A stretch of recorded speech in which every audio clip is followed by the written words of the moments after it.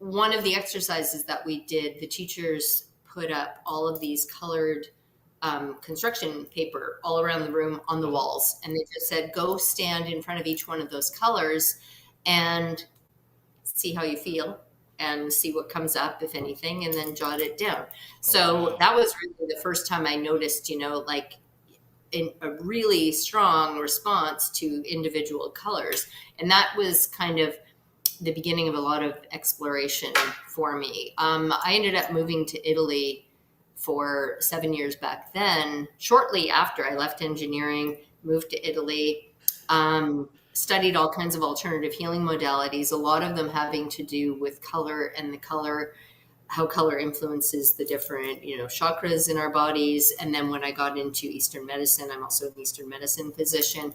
The 5 elements aspect of how colors influence and directly correlate with and influence different energy systems within our body, which are all interconnected.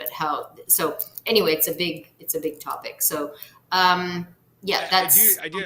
Not to interrupt you, but I do remember specifically how you were talking about how you were fascinated with how I had come up with my logo colors.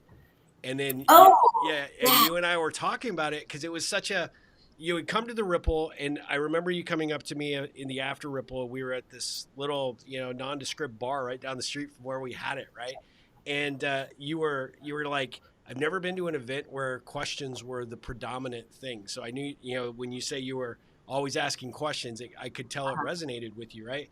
But then as you and I were chatting and you asked about the color spectrum, you're like, this blue, I completely see it. But I remember you framing it in a way like, this is kind of like your alter ego color, but you have a much stronger dominant color that you were seeing in me. And it turned out, you were like, what is that color? What do you think it is? And I said, red.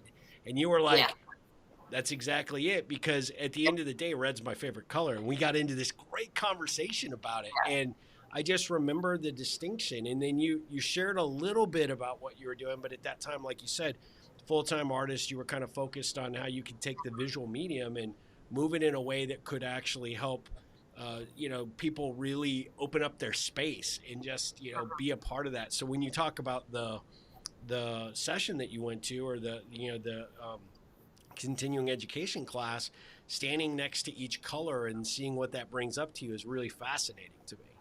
Because I felt like you were totally getting that, when we first met. Yes, and that was decades before me ever becoming an artist.